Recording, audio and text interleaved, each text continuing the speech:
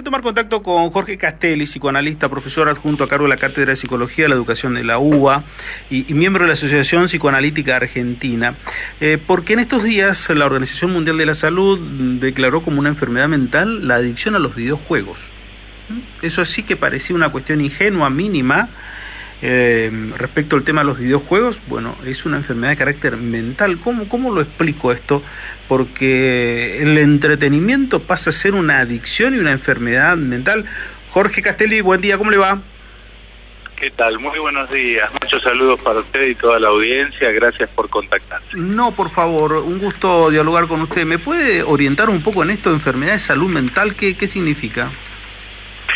Bueno, en realidad no son exactamente los videojuegos los que fueron declarados por la OMS, sino es la adicción a los mismos. Vale decir, que lo que en este momento se está considerando oficialmente, en verdad nosotros, psicólogos, psicoanalistas, psiquiatras, todos los que estamos en salud mental, desde hace ya muchos años empezamos a observar con el avance de lo que en su momento eran las nuevas tecnologías, que hoy ya no podemos decir más que son nuevas, pero que las tecnologías empezaban a generar efectos similares en la vida cotidiana de los sujetos que algunas sustancias que producían un efecto adictivo y que perturbaban la vida de esas personas. Hace más de 20 años, 25 años habían aparecido los primeros Urban Voice System, se llamaban PBS, era la sigla, que fueron los primeros chats. No existía WhatsApp, no existía Messenger, no existía posteriormente el ICQ, el ICQ, que era como un primer sistema un poquito más elaborado, y ya empezaron a aparecer en el consultorio casos de personas que no podían parar de esperar esos chats y se podían pasar hasta altas horas de la madrugada teniendo que hacer otras cosas o descansar o dormir esperando la respuesta del otro. A lo largo del tiempo esto fue complejizándose por el crecimiento y el despliegue y el desarrollo de las tecnologías, en que hoy tenemos en nuestro bolsillo, en el celular, un acceso a una cantidad de información y plataformas varias de contacto con otras personas, pero también y fundamentalmente a este punto me quiero referir de modos de búsqueda de una satisfacción rápida, como podría ser en este caso de lo que declara la OMS, un videojuego que produce una satisfacción inmediata y que el sujeto empieza a buscarla sin poder, a partir de su propia voluntad, detener esa búsqueda. No sé si me expreso. Yo igualmente quiero hacer a todo esto una aclaración que me parece que tenemos que ir con mucha prudencia para no estigmatizar ni psicopatologizar lo que son los juegos en red o los juegos electrónicos o cualquiera de estas plataformas, ¿sí? No sé si me expreso. Sí. Vos sabés que en esto, Jorge, me quedé, y me permito tutearte, en una frase que decía, una canción de Charly García: no sé lo que quiero, pero lo quiero ya. Es un poco... Claro. Bueno, es preciosa esa canción y creo que hay otra también, la de I Can Get No Satisfaction, quiero un poquito de satisfacción. Hubo varios que se referían a eso, que estos gadgets, ¿no? Estos adminículos, estos aparatitos, que son maravillosos por un lado, ¿no? Son maravillosos, y a la vez tenemos algo con lo que estar atentos particularmente, bueno, con todos los sujetos, pero creo que en particular y en relación con el motivo de esta nota y lo que me estás consultando respecto de esta declaración de la OMS, con respecto a nuestros niños, a nuestras niñas, a nuestros adolescentes, digamos, ¿no? En general, a nuestros jóvenes, porque hay una accesibilidad tan permanente e inmediata a una satisfacción constante, ¿no es cierto?, que es difícil competir con ello. Esto se ve mucho en educación, ¿no? Cuando porque, a ver, es muy difícil. Yo me quedo en dos cosas lo que vos me planteás. La primero, el tema de los chicos, cuando en realidad uno ve que la gente que no tiene su celular se desespera a un nivel que uno no puede creer. Dice, mi celular, no puede estar 2 segundos y duerme hasta con el celular prendido y se despierta como para mirar el celular. Cuestiones de esa naturaleza, por un lado, pensando un poco en los adultos, no tanto los chicos, y la otra que recién vos también marcabas, esto de los chicos y la estigmatización es muy propio de los adultos, pero con un temor también y un dejo de responsabilidad. Cuando los chicos le tiran una frase que el adulto no sabe qué hacer, el estoy aburrido. Son dos grandes vertientes que me habilitás en la última, no sé por dónde te gustaría transitar.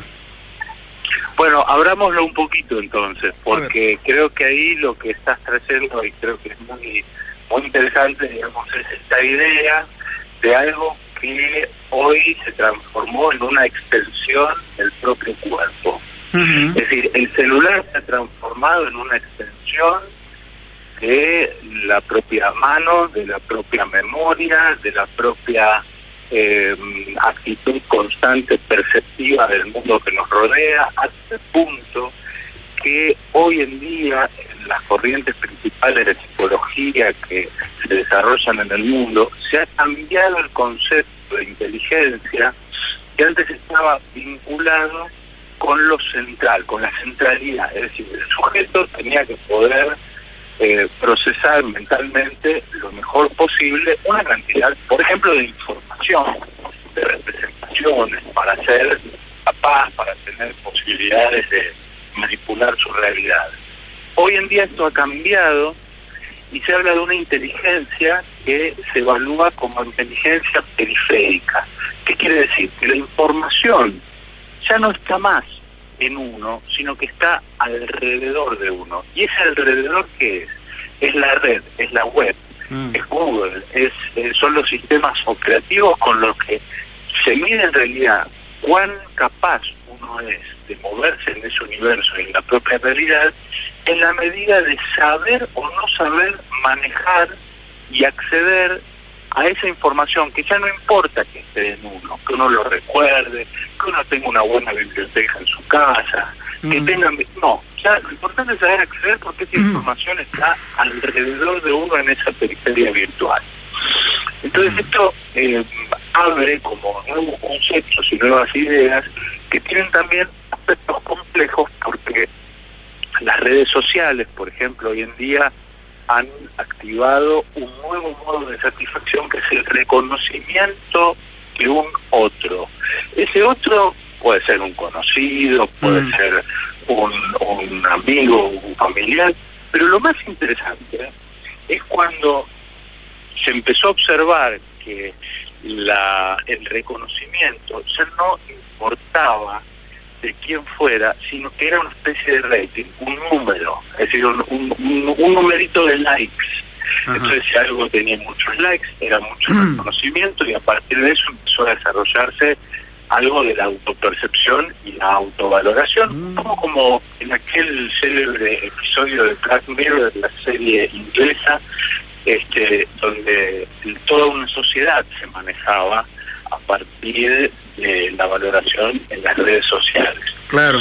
Entonces esto ha modificado absolutamente la vida en poquitos años. Son poquitos los años que han transcurrido y hoy existe esa vida que funciona casi en paralelo a la vida tridimensional, que es la vida en las redes y la dependencia con toda la información que uno empieza a depositar y confiar en esos celulares, en esos gadgets, en esos dispositivos, que ni siquiera son como en otros tiempos o un par de décadas atrás, las pesadas CPU que estaban en los escritorios, ahora está en el bolsillo de cada uno y perder el celular es algo así como perder una parte del cuerpo, ¿no es cierto? En ese sentido tiene un valor un poco casi de ciencia ficción, ¿no?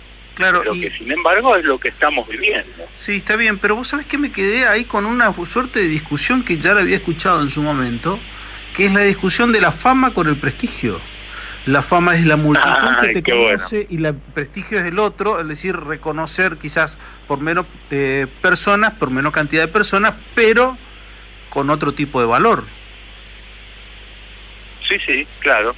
porque incluso la fama, que es como un brillito, vamos a decirlo así, una banalidad de apariencia, puede ser incluso considerada o medida a partir de esa simple medición de likes o comentarios, ¿no es cierto? Pero ahora resulta que no son solamente los actores, las actrices, que en otras épocas mirábamos en los medios de comunicación, y a donde nadie tenía acceso. Ahora cualquier sujeto puede tener una cierta, vamos a llamarlo entre comillas, popularidad a partir de las redes sociales, y eso se ha transformado en una especie de búsqueda de una nueva modalidad de la fama, pero que todo remite a la misma estructura humana.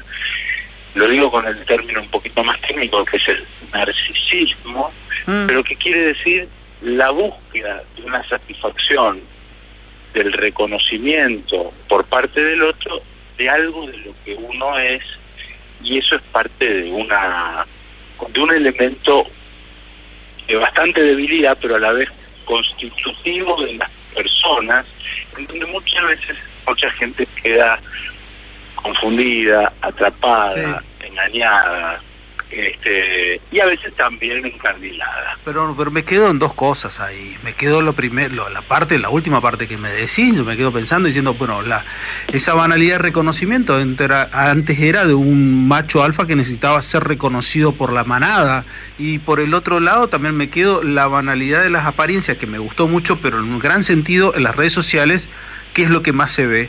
Las apariencias, que todos somos felices, que todos somos buenos, que todos somos perfectos. Sí, nadie publica, digamos, fotos en donde... Es más, se han desarrollado sistemas operativos para mejorar de un modo tan sustantivo las acciones y los rostros y los cuerpos, que algunas fotos ya ni siquiera coinciden con la realidad de las personas, porque tienen que mostrarse. Y ahí viene otro tema muy importante, que es la relación con un ideal. Porque todos esos sistemas, o por ejemplo la necesidad de mostrarse feliz, bello o bella, joven, o en una actitud que sea a veces muy lejana de la realidad humana y de lo que en cualquier vida normalmente transcurre, tiene que ver con estar sometidos a un ideal que es un ideal de época, ¿sí? Y ese ideal en este momento tiene que ver con una determinada estética, con un determinado estilo de vida, incluso, que es lo que se muestra en las redes. El otro día en una nota yo decía, lo que pasa es que hay una gran confusión, que es creer que son redes, que en nuestro sistema actual son gratuitas, que nosotros somos los que las manejamos. Nosotros no las manejamos. Los usuarios, los simples usuarios de las redes sociales, de todas estas plataformas, en realidad somos al revés. Yo digo que cuando esa plataforma, esa mercancía en este sistema parece que es gratuita, en realidad la mercancía somos nosotros. Nosotros somos objeto de consumo, de mercado, por distintas razones, pero quedamos nosotros como objeto de intercambio dentro de un sistema mucho mayor y que conocemos bastante poco, digamos, respecto de cómo se organiza y funciona para conducir nuestros deseos, para conducir nuestras intenciones, para conocer hasta nuestros intereses, para poder manejarnos mejor y ser buenos consumidores, incluso para funcionar más sometidamente al sistema. En el fondo estamos buscando lo que siempre buscó el hombre, pero con la utilización de las nuevas tecnologías, nada más. Sí, es decir, las necesidades básicas de reconocimiento y sostenimiento de sí mismo a partir del otro son las mismas de siempre. Lo que pasa es que el grado de sofisticación que hoy en día tenemos respecto de la historia de la humanidad, uno podría decir, yo hace unos 5 minutos dije algo así como que el celular se transformó en una extensión de la mano, de los sentidos, ¿no es cierto? Se transformó en la memoria, se transformó en un modo de búsqueda, en un modo de comunicación. La voz mía ahora está llegando a toda la zona del litoral, de Corrientes, bueno, pero esto es gracias a estas tecnologías, no necesitaron mandar ni un móvil ni nada, es como si fuera algo que logra, pero si pensamos en la historia de la humanidad, y volviendo a tu idea, la primera extensión fue un palo, fue una piedra que le permitió al primer ser humano alcanzar un alimento o abrir un fruto. Esa fue la primera extensión. Pero el grado de sofisticación que hoy tiene permite un desarrollo potencial y amplio, y esto lo digo en el sentido más positivo, de las funciones psicológicas superiores, es decir, de lo que tiene que ver con las operaciones más complejas de nuestro pensamiento. Claro que lo que nos vamos encontrando es que se produce una hipertrofia, es decir, se produce como un efecto negativo sobre eso mismo que originalmente fue un logro y una conquista humana, que son, por ejemplo, las conductas adictivas, ya sea por búsqueda de reconocimiento o ya sea por obtener algún tipo de satisfacción, que comienza a interferir y a provocar síntomas en el funcionamiento de la vida cotidiana. Jorge, ha sido un placer poder escucharte. Gracias por estos minutos. Un placer para mí, les agradezco mucho toda mi solidaridad con la provincia, con la situación que están atravesando, y nuevamente muchas gracias por la convocatoria y por el interés, digamos, en mi opinión y en estas ideas. Muchas gracias, que tengan un lindo domingo. Igualmente, Jorge Castelli, psicoanalista, profesor adjunto a cargo de la Cátedra de Psicología en la Educación de la UBA y miembro de la Asociación Psicoanalítica Argentina.